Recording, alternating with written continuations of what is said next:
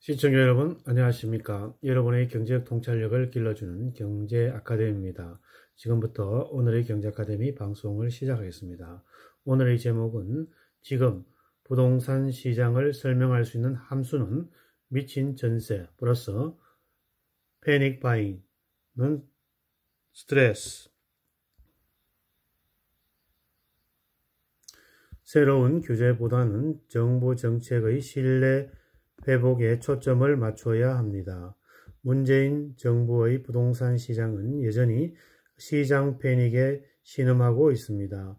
부동산 대책만 23번을 발표했던 노무현 정부 때보다 더 많은 부동산 대책을 발표했지만 지금 부동산 시장이 대중에게 비치는 모습은 미친 전세 플러스 패닉 바잉,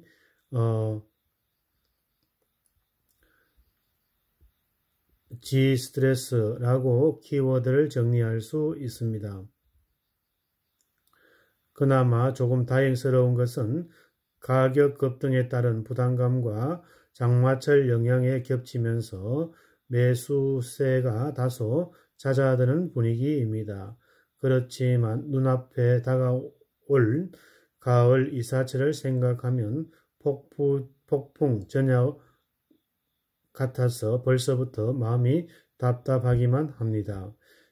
시장 심리가 불안감을 느끼는 가격에 관계없이 최대 물량을 확보하려는 패닉 바잉, 공황 구매는 일반적으로 엄청난 거래량과 함께 가격 급등으로 이어집니다. 패닉 바잉 상황은 다시 주택시장 불안정이 실수요자들에게 매수 심리를 부추겨 매물이 더욱 부족해지는 악순환으로 이어진 것입니다.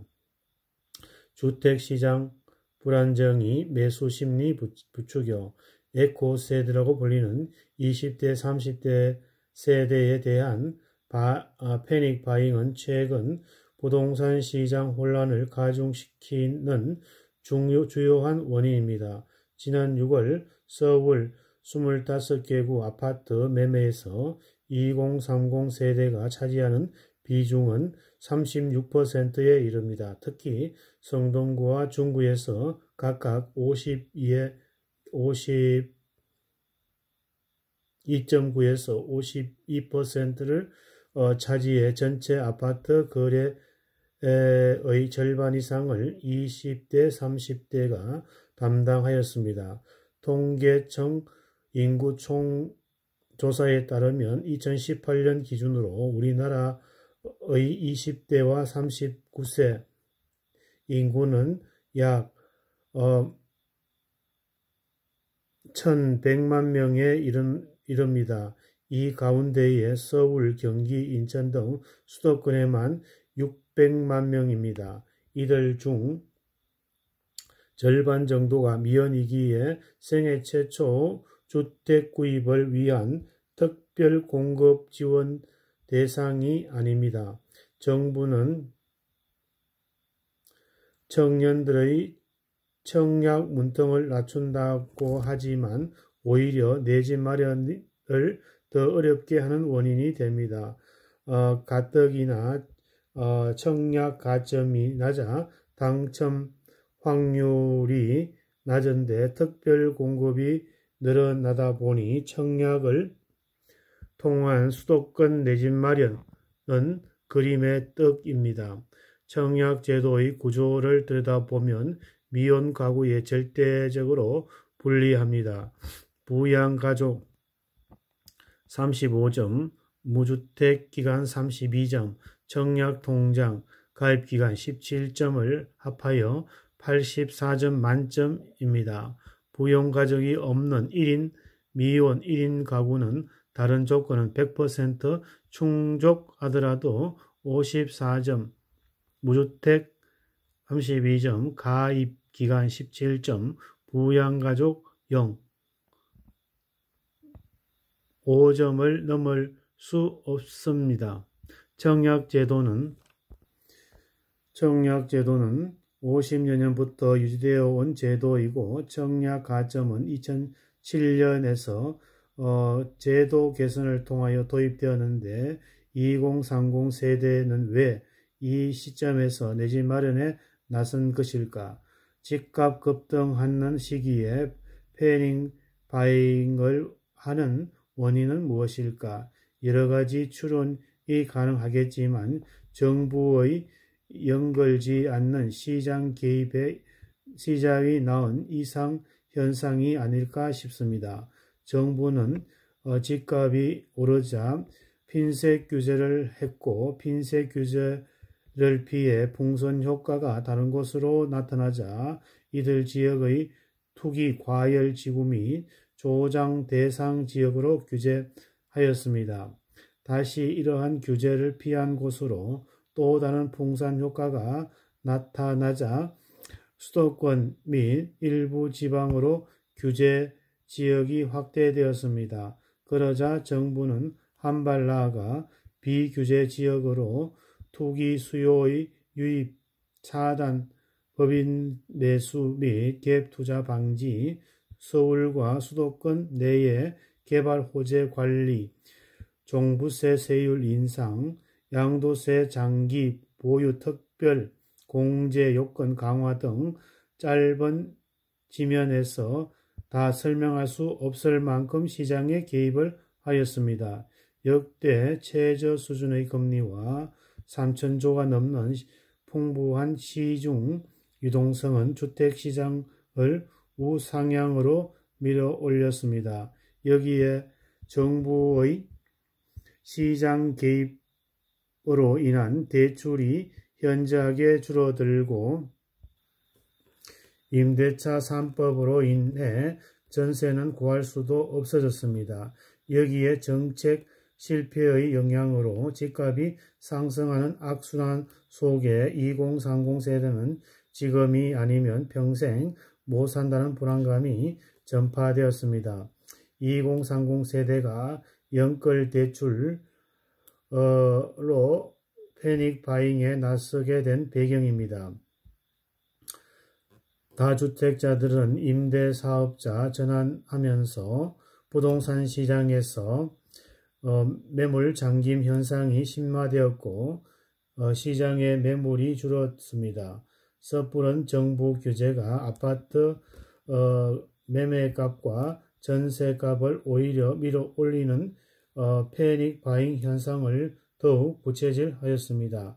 청약 가점이 낮은 2030 세대는 비강남권 아파트를 자금력 있는 중장년층의 강남권 아파트를 매수하려는 경향이 나타나고 있습니다.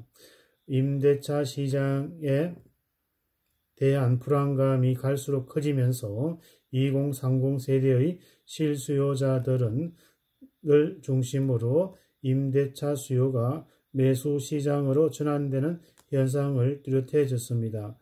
패닉 바잉이 가져올 수 있는 리스크는 주택 시장의 하락기에 접어들 때 나타납니다.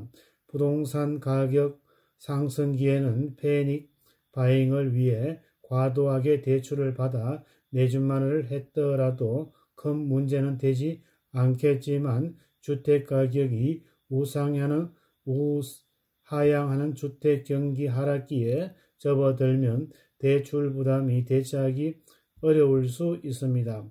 최근 한국은행이 발표한 2030 7월 금융시장 동향에 따르면 지난달 은행권 가계대출 936조 5천억 원으로 한 달 사이에 7조 6천억이 늘었습니다. 신용대출의 증가는 정부가 갭 투자를 차단하겠다며 대출 규제에 나서자 규제 시행 전에 선제적으로 패닉 바잉에 나선 여파와 전세가가 상승으로 인하여 전세 자금의 수요의 영향을 보입니다. 억눌린 수요는 자극이 왔을 때 민감하게 반응합니다. 패닉 바잉을 주저했던 무주택자는 3기 신도시와 새로 공급되는 서울 시내의 주택 공급, 공공주택 등 아파트 청약에 대한 기대를 갖고 있습니다. 그러다 보니 성급한 주택 매수보다는 임대 형태의 대기 수요입니다. 이들이 많아지면 전세값이 오르게 됩니다. 연립 다세대 주택의 거래량도 급증. 아무리 노력해도 청약 가점을 기대하기 어려운 이들은 더 늦기 전에 내 집 마련으로 선회하면서 지역 양극화도 나타나고 있습니다. 이러한 수요는 연립과 다세대 주택 등을 옮겨 붙어 집값을 자극하고 있습니다. 서울시 부동산 정보광장에 따르면 서울 연립 다세대 주택 거래량은 7천 건을 기록하였습니다. 이는 17년 만에 가장 높은 수치로 연초 대비 2배 수준입니다. 시장 불안감이 부추긴 매수 심리가 대출 규제와 아파트 값 상승과 함께 연립 다세대 주택에 풍선 효과를 내는 것입니다. 패닝 바잉과 집값 폭등의 근본적인 이유는 구조적인 주택 시장의 왜곡과 만성적인 공급 부족입니다. 거기에 낮은 금리와 시중의 과잉 유동성과 정부의 왜곡된 집단과 잘못된 정책도 한몫하였습니다. 규제와 감독에 치중하는 정부의 부동산 정책은 시장에 충격을 줄 수 있어도 시장에 이길 수 없는 한계를 간과하고 있습니다. 지금은 새로운 정책으로